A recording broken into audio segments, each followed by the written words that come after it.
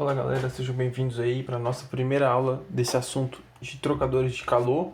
Nessa aula eu vou falar um pouco sobre os tipos de trocadores, o princípio de funcionamento deles, enfim, uma série de assuntos. E na aula de hoje nós vamos falar um pouco sobre os primeiros tipos de trocadores de calor, tá? E as aplicações. Então, como eu já disse aí, nós vamos apresentar para vocês os trocadores, a classificação, um pouquinho aqui sobre cálculo de coeficiente de troca de calor e média logarítmica da diferença de temperaturas. São métodos aí para estimar, dimensionar, melhor dizendo, trocadores de calor, tá bom? Vamos lá então? Bom, trocadores de calor eles são definidos como equipamentos utilizados para implementar troca térmica entre dois fluidos, né? Ou em alguns casos até mais de dois fluidos. Então, esses fluxos terão diferentes temperaturas, e isso vai propiciar aí o fluxo térmico em uma direção ou outra, né? Basicamente é isso.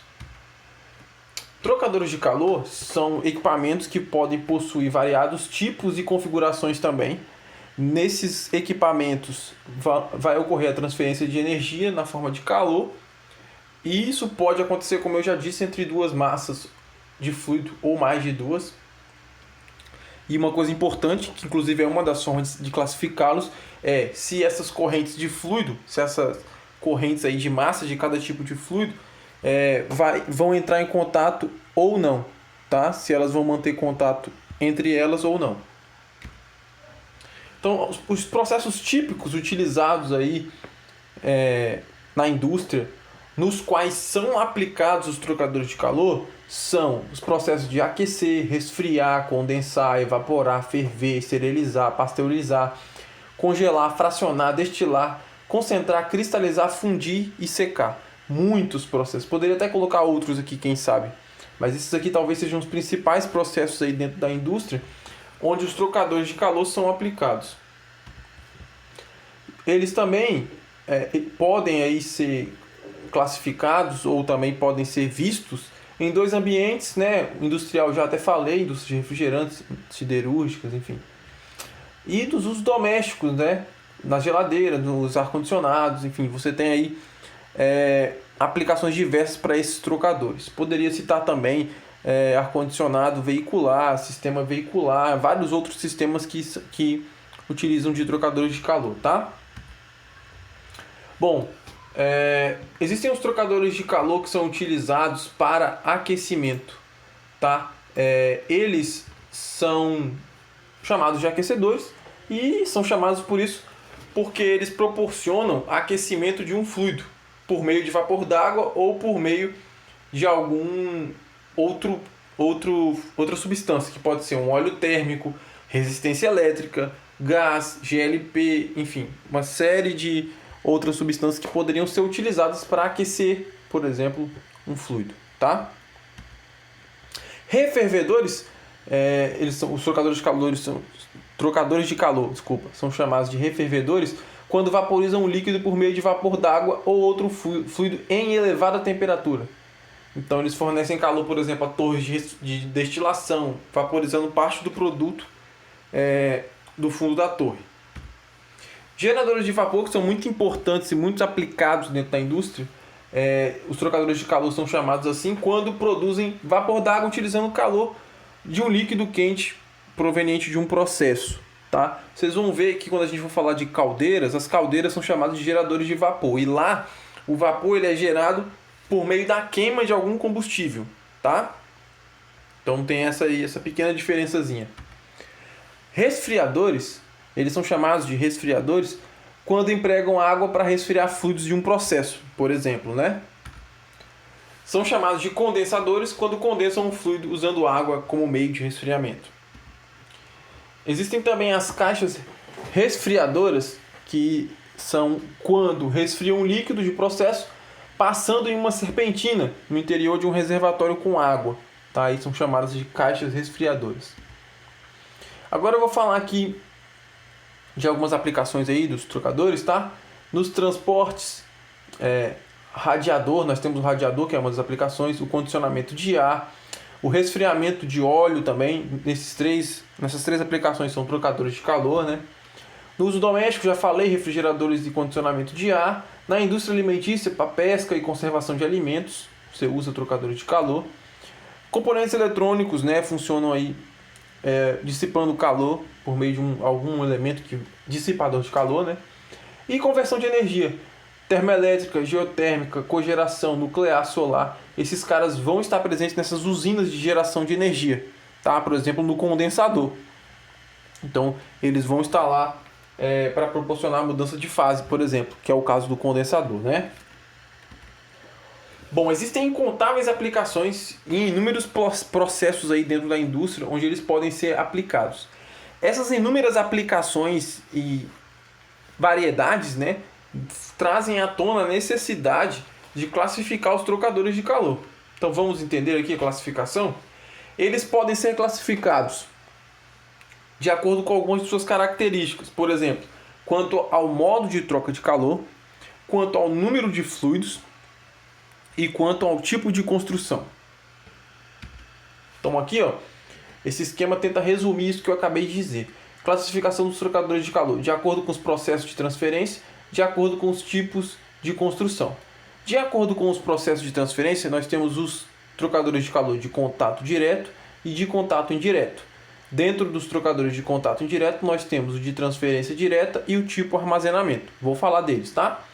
De acordo com o tipo de construção, nós temos tubular e tipo placa. Tubular, nós temos o carcaça e tubo, ou casco e tubo, tubo duplo e o tipo serpentina. Também vou falar deles, tá? Vou aqui falar primeiro dos tipos de trocadores de calor que são classificados de acordo com o processo de transferência. E eles são classificados como trocadores de calor de contato direto. Aqui está até uma imagenzinha ilustrativa dele. Bom, nesse tipo de trocador, os dois fluidos se misturam e por isso são chamados de contato direto, tá? Então, você tem o fluido que você deseja resfriar ou causar mudança de fase e o fluido responsável por remover calor, né? Bom, aplicações comuns desse tipo de trocador de calor envolvem também transferência de massa, além da transferência de calor. Por exemplo, se você pegar essa imagem aqui de um trocador de calor de contato direto, você tem a água descendo, né, no fluxo aqui descendente, e o fluxo de ar subindo, né? Então esse fluxo de ar que sobe, ele, além de retirar calor dessa água, ele leva consigo gotículas, né? Vapor d'água. Então ele leva isso para a atmosfera, tá certo?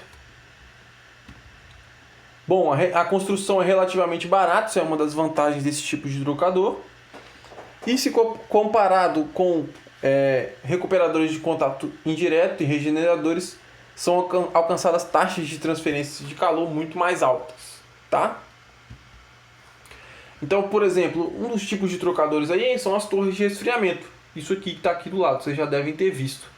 Então, as torres de resfriamento, como é que elas funcionam? Você tem um fluxo de ar, basicamente, né? Um fluxo de ar ascendente e as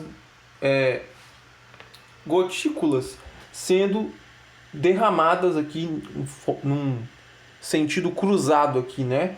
Sentido contrário ao fluxo de ar. Então isso proporciona a troca de calor e, claro, essa água vai chegar aqui embaixo com uma temperatura mais baixa, certo?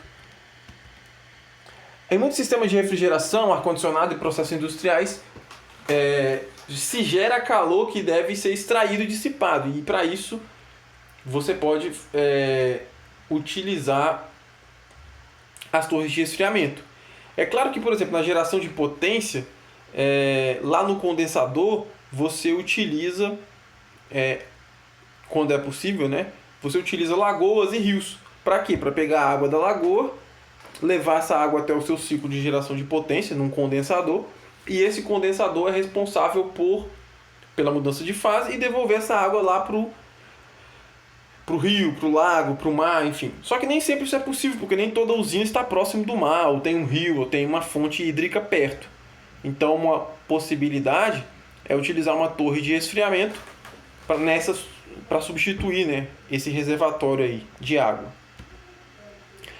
Bom, como eu acabei de dizer, né, mais ou menos está explicado aí nesse slide, é o que, quando você tenta aplicar aí uma fonte natural e não consegue, a opção mais comum é optar por uma torre de resfriamento, que permite aí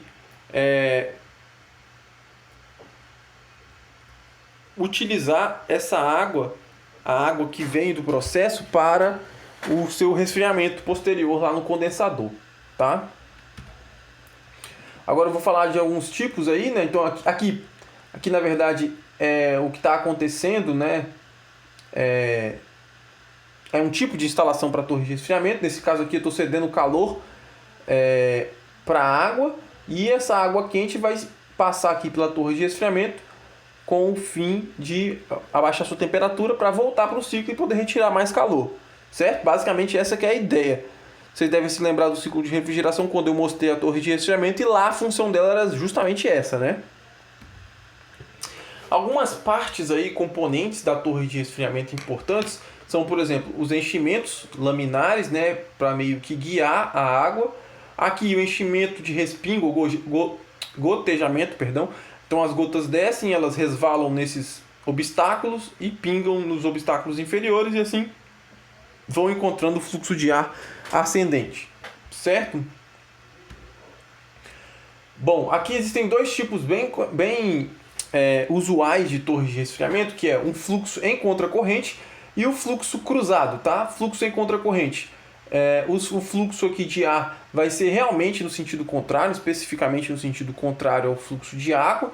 No fluxo cruzado, em geral, o gotejamento acontece de um lado e a abertura da torre é quase até o topo, vocês percebem? Então o vento, o ar, ele passa realmente cruzando o fluxo de água, certo? Por isso a diferença aqui entre o fluxo contracorrente e o fluxo cruzado. Aqui é mais um exemplo de torre de resfriamento, tá? Bem grande. Grandes hospitais, grandes indústrias que trabalham e utilizam bastante ar-condicionado, dependendo do sistema, vão apresentar essas torres de resfriamento. Bom, nas torres de fluxo em contracorrente, a água mais fria entra em contato com o ar mais seco, tá? Alcançando a máxima eficiência, ou seja, ela apresenta uma boa eficiência. Nas torres de fluxo cruzado, o acesso aos elementos mecânicos e ao sistema de distribuição é mais fácil, já que ela tem uma abertura maior lateral, então você consegue facilitar esse processo. Nas torres de fluxo cruzado, a entrada de ar pode abranger toda a altura, como eu já falei para vocês, tendo como consequência disso torres mais baixas. Então você acaba reduzindo a potência de bombeamento para levar aquela água até a região superior, tá? Nas torres de fluxo em contracorrente existe menor risco de recirculação de ar. Bom, ainda existem outros tipos de torres, que são torres sem enchimento e com enchimento, que é aquilo que eu mostrei para vocês nos slides anteriores. Esses enchimentos permitem que a água que desce fique mais tempo em contato com o ar, né? Então você acaba conseguindo melhorar, né? Otimizar aí a sua troca térmica. Bom, quais são as principais características? Alto tempo de vida com baixo custo de manutenção, é uma torre simples de ser construída, né? Nada sofisticado. Não produz recirculação do ar, já que o fluxo ali é praticamente na horizontal, né? A torre precisa ser localizada num espaço amplo para permitir essa entrada do ar sem obstáculos, né? Devido à altura da torre, é preciso uma ancoragem contra o vento, para que o vento não acabe tombando a torre, né? Talvez seja desvantagem, a depender da instalação, a torre deve ser orientada na direção dos ventos dominantes para poder usufruir melhor do que ela tem para dar, né, na troca térmica. Bom, a temperatura da água varia com a direção e a velocidade do vento, e não é possível atingir uma pequena temperatura de aproximação.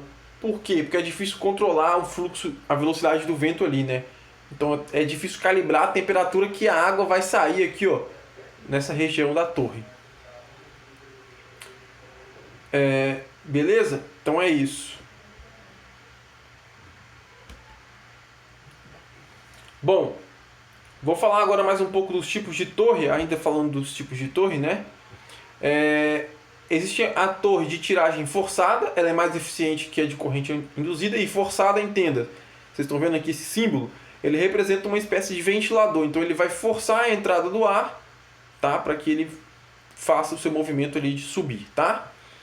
O tamanho do ventilador é limitado, então pode necessitar uma grande quantidade de ventiladores pequenos e com velocidades maiores para facilitar o processo, tá? Então isso acaba trazendo um problema que quanto mais ventiladores, maiores os níveis de ruídos, tá?